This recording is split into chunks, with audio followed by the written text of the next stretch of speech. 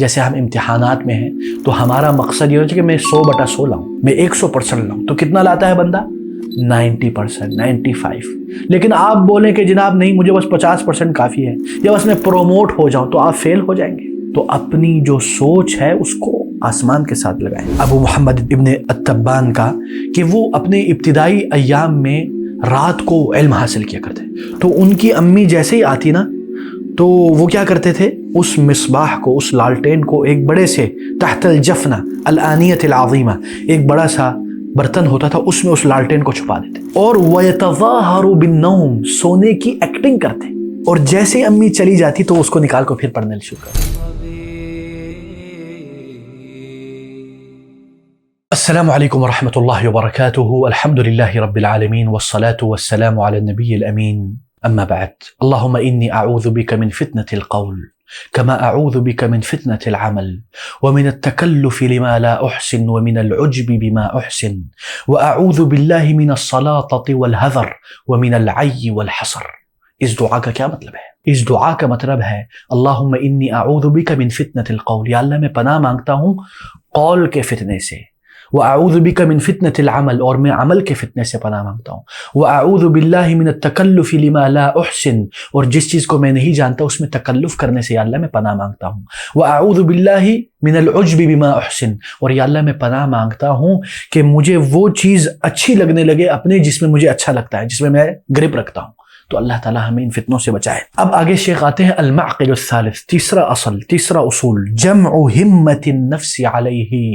اس میں شیخ بات کر رہے ہیں کہ اپنا حوصلہ، اپنی ہمت عالیہ کو بلند رکھیں۔ تجمع الہمت علی المطلوب بتفقد ثلاثة امور، اپنی ہمت کو بلند رکھنے کے 3 طریقے ہیں۔ نمبر 1، الحرص علی ما ینفع، اس چیز کا حریص ہو جانا جو اس کے لیے نفع بخش ہے۔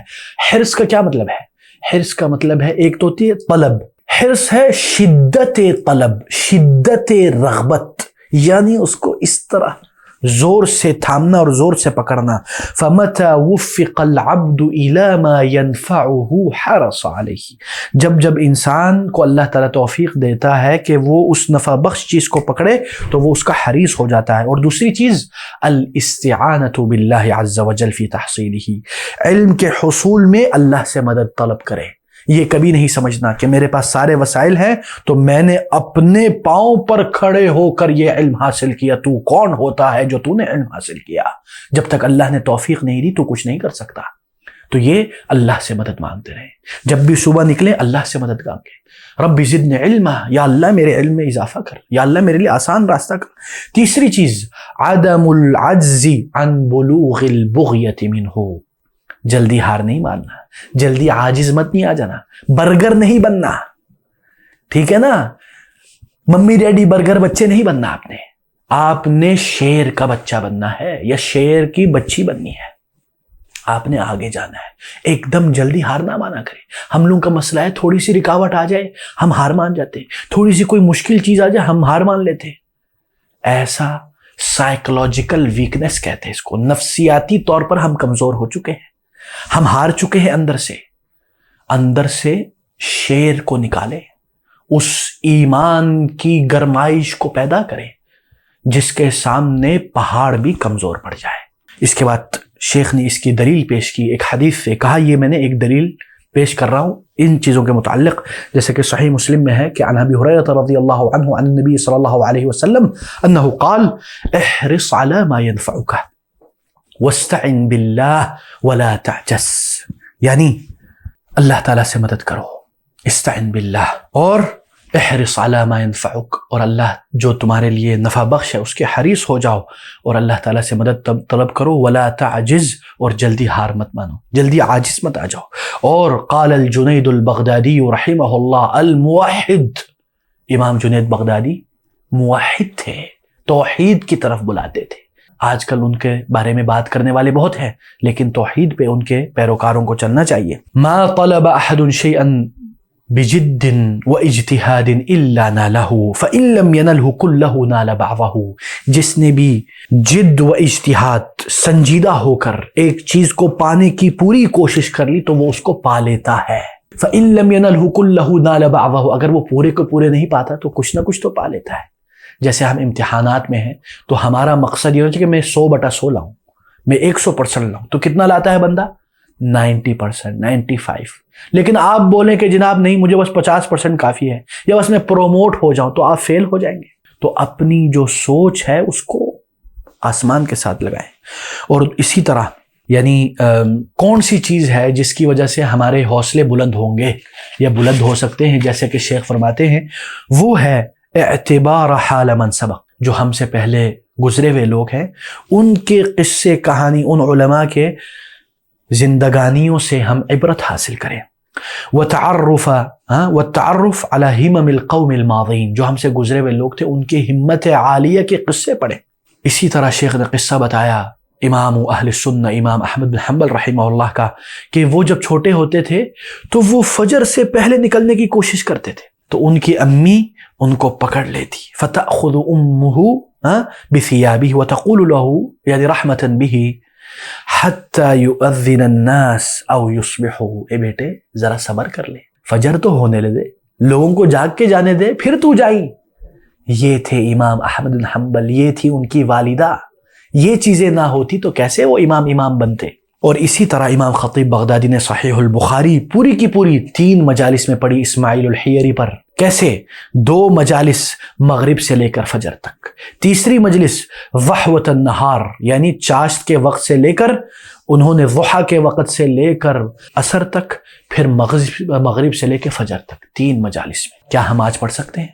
ہم پڑھ سکتے ہیں، لیکن ہمارے حوصلے پست ہو چکے ہیں۔ اسی طرح انہوں نے ایک اور قصہ بیان کیا ہے ابو محمد ابن التبان کا، کہ وہ اپنے ابتدائی ایام میں رات کو علم حاصل کیا کرتے، تو ان کی امی جیسے ہی آتی نا تو وہ کیا کرتے تھے، اس مصباح کو، اس لالٹین کو ایک بڑے سے تحت الجفنہ الآنیۃ العظیمہ، ایک بڑا سا برتن ہوتا تھا، اس میں اس لالٹین کو چھپا دیتے، اور وَيَتَظَاهَرُ بِالنَّوْمِ، سونے کی ایکٹنگ کرتے، اور جیسے ہی امی چلی جاتی تو اس کو نکال کو پھر پڑھنے شروع کر۔ ہماری حالت دیکھیں، ہم لوگ پڑھنا تو چھوڑیں، ہم لوگ تو کمبل کے اندر موبائل میں علم غلم دیکھ رہے ہوتے ہیں، اور جیسے ہی کوئی آئے تو سونے کی بھی ایکٹنگ کر لیتے ہیں۔ یہ ہمارا لیول ہے، یہ ان کا لیول ہے۔ پھر ہم چاہتے ہیں اس لیول پہ رہتے ہوئے وہ تبدیلیاں لائیں جو انہوں نے لائی۔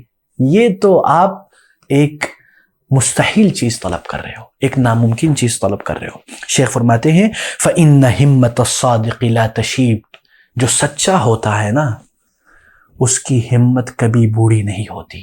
میں آپ کو ایک قصہ بتاتا ہوں۔ میرے والد مکرم فضیلت الشیخ ثناء اللہ عبد الرحیم بلتستانی، کبار علماء میں سے، بہت کم لوگ جانتے ہوں گے، شیخ بن باز، شیخ ابن عثیمین سے پڑھا ہوا ہے، شیخ بن جبرین سے 18 سال ان کے ساتھ کام کیا۔ میرے والد صاحب کسی زمانے میں رمضان میں ایک دن میں 5 لیکچر دیتے تھے، ہر نماز کے بعد مختلف مسجد میں جا کے ان کی ڈیوٹی وہ خود لگواتے تھے، جالیات میں ہوتے تھے ادھر، وہ نہیں تھکتے تھے، حالانکہ ان کی عمر اس وقت 60 سے اوپر ہو گئی۔ میں کہتا تھا ابو جان بس کر دے، اللہ کا خوف کریں۔ میں جوان 20-21 سال کا، میں بولتا ابو بولتے بیٹا ابھی تو میں نے کچھ کیا ہی نہیں۔ داڑھی سفید ہو گئی، لیکن ہمت اس 21 سال کے نوجوان سے بھی بلند ہے۔ ایک رمضان کے مہینے میں 100 سے زیادہ لیکچر دیے انہوں نے۔ ہم لوگ آج 1-2 دے کے تھک جاتے ہیں، تھوڑا سا کام کر کے تھک جاتے ہیں۔ یہ ہماری حوصلے کی حالت ہے، اللہ تعالی ہمیں ہدایت دے۔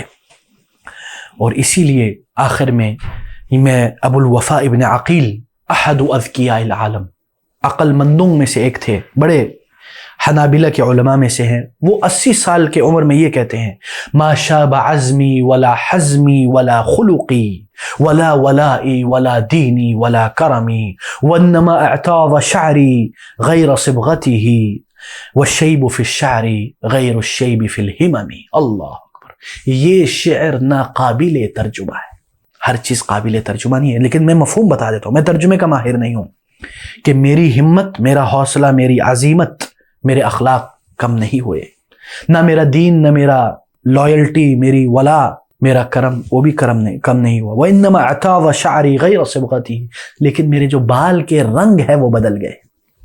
وَالشَّيْبُ فِي الشَّعْرِ، اور جو بڑھاپا بالوں میں ہوتا ہے اور جو بڑھاپا ہمت میں ہوتا ہے، ان دونوں میں زمین آسمان کا فرق ہے۔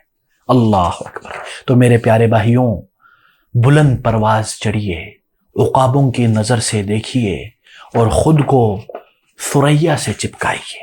بارک اللہ فیکم، سبحانک اللہم و بحمدک، اشہد ان لا الہ الا انت، استغفرک و اتوب الیک، والسلام علیکم ورحمۃ اللہ وبرکاتہ۔